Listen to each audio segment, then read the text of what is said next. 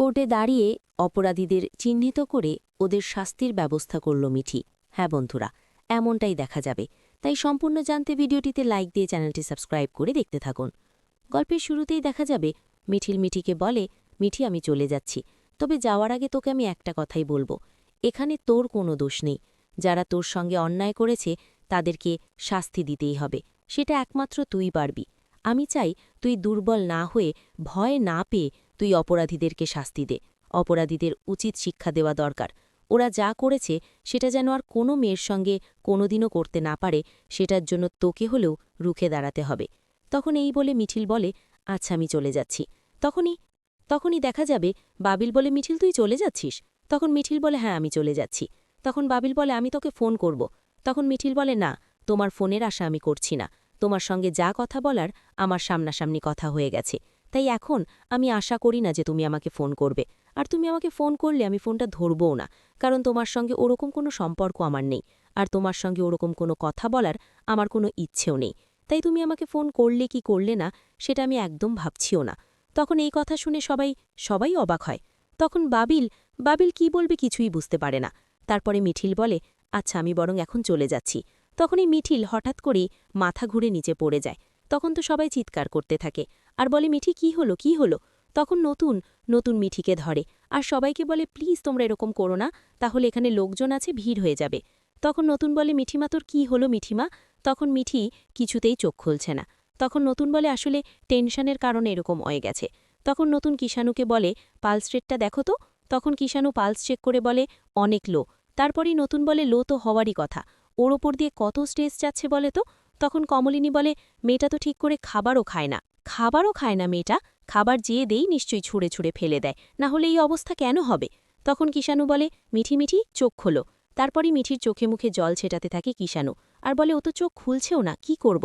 তখন নতুন বলে, মিঠিমা চোখ খোল, তোকে যে ঘুরে দাঁড়াতেই হবে, তুই তো আমাদের লড়াকু মেয়ে, তুই এভাবে ভেঙে পড়লে কি করে হবে? তখনই মিঠি এর চোখ খোলে। তারপর নতুন বলে, লড়াই করার আগেই যদি লড়াইটা তুই থামিয়ে দিস তাহলে কি করে হবে মিঠি বলতো?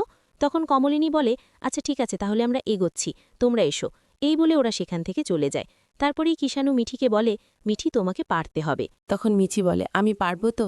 তখন কিষাণু বলে, হ্যাঁ তুমি পারবে, তোমার মধ্যে যে আগুনটা আছে সে আগুনটা জ্বালাও, তোমাকে ওদেরকে শাস্তি দিতে হবে, ওরা এভাবে পার পেয়ে যেতে পারে না।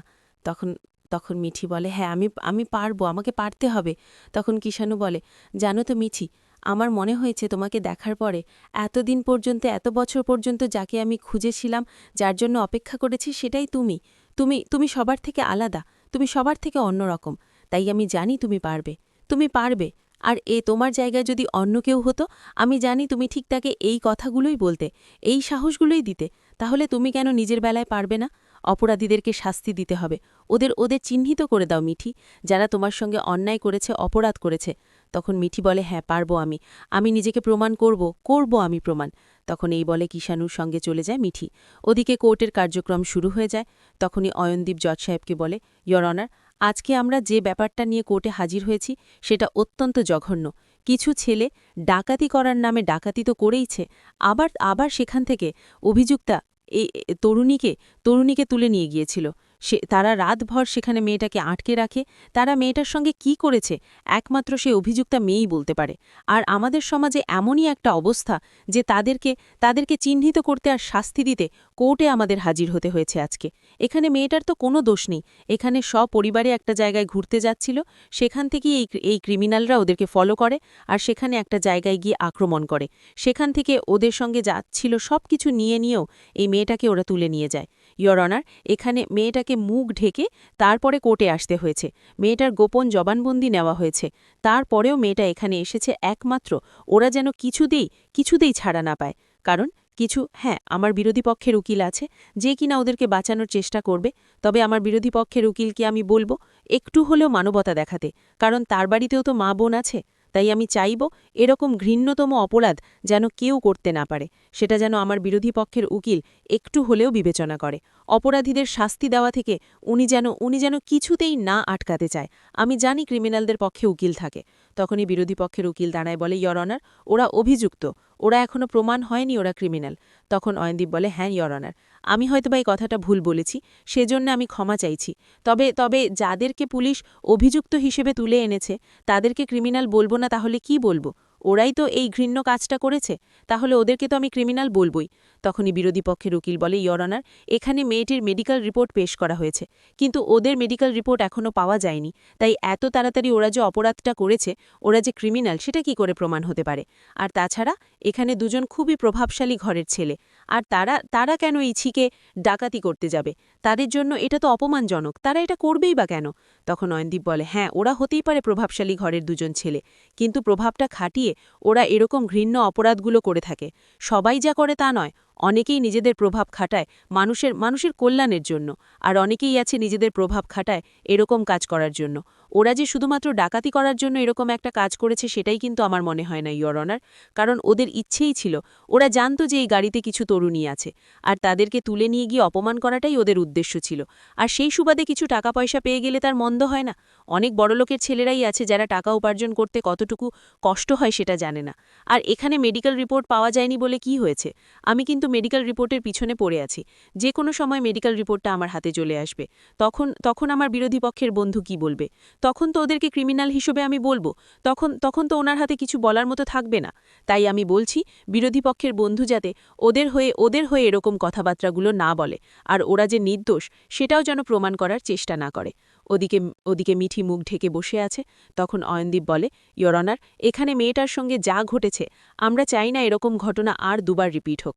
ওরাই যে এরকম কাজ করেছে সেটা প্রমাণ পাওয়া যাবে। তখন জজ সাহেব বলে, আমি মেয়ের বাড়ির কারোর সঙ্গে কথা বলতে চাই। তখন নতুন কিষাণুকে বলে, কিষাণু, তুমি তো ওর সবসময় সঙ্গে ছিলে, তুমি গিয়ে কথা বলো। তখনই কিষাণু কাঠগড়ায় গিয়ে দাগায়। তখনই জজ সাহেব বলে, আপনার পরিচয়? তখন কিষাণু বলে, আমি কিষাণু সেনগুপ্ত, অভিযুক্তা আমার হবু বউ, ওর সঙ্গে আমার বিয়ে ঠিক হয়ে আছে। তখনই অয়নদীপ বলে, ইয়র অনার, এই যে একজন মানুষ, সবাই কিন্তু সমাজে খারাপ হয় না, ও কিন্তু এই অভিযুক্তাকে বিয়ের প্রস্তাব দিয়েছে এই ঘটনা ঘটার পরে, আর কেউ ওকে নোংরা করার জন্য মেয়ের আগেই তুলে নিয়ে গিয়েছিল। তাই সমাজে এরকম কিছু মানুষও আছে, আবার এরকম ভালো মানুষও আছে। তারপরে কিষাণু বলে, ইয়র অনার, আমি ওই দিকটাতেই থাকি, আর আমি ওনাদেরকে আমার বাড়ির ওদিকে বেড়াতে নিয়ে যাচ্ছিলাম। আমরা একটা ধাবাতে চা খাওয়ার জন্য দাঁড়াই, সেখান থেকে ওরা আমাদেরকে ফলো করে। তারপর যখন একটা অন্ধকার গলি দিয়ে আমরা যাচ্ছিলাম, তখনই ওরা আমাদের উপর আক্রমণ করে, আর সেখান থেকে আমরা নিজেদেরকে বাঁচানোর চেষ্টা করছিলাম। তখন ওরা অভিযুক্তাকে সেখান থেকে তুলে নিয়ে যায়। তারপরে আমরা অনেকবার ওদেরকে আটকানোর চেষ্টা করেছি, কিন্তু কিছুতেই আটকাতে পারিনি। হঠাৎ করে ওদের গাড়ি কোথায় চলে গিয়েছে কিছুই দেখতে পাইনি, কারণ ওদের কাছে সব চেলা জানা ছিল। ওরা কোথায় নিয়ে গিয়েছিল সেটাও আমরা বলতে পারিনি। তারপরে পুলিশের কাছে যাই, পুলিশ আমাদের প্রাথমিকভাবে সাহায্য করে, আর অভিযুক্তা নিজে ওরা মাতাল অবস্থায় যখন ঘুমিয়ে পড়েছিল তখন সেখান থেকে পালিয়ে আসে, আর পুলিশ ওকে রেস্কিউ করে তখন বাড়িতে নিয়ে আসে ইয়র অনার। এখানে ওরা যেটা করেছে সেটা অনেক জঘন্য একটা কাজ, এটার আমরা শাস্তি দাবি করছি। তখনই জজ সাহেব সবটা শুনে আর বলে, ঠিক আছে, আপনার কথাগুলো আমরা শুনলাম, থ্যাংক ইউ, আপনি খুব ভালোভাবে বলেছেন। এখন আমি অভিযুক্তার মুখ থেকে শুনতে চাই যে এদেরকেই দেখেছিল কিনা সেদিন। তখন তো মিঠি এই কথা শুনে ভয় পেয়ে যায়। তারপরে কিষাণু বলে, মিঠি, যাও। তো বন্ধুরা, কেমন লাগলো আজকের আপডেট? কমেন্ট করে জানাতে ভুলবে না। ধন্যবাদ।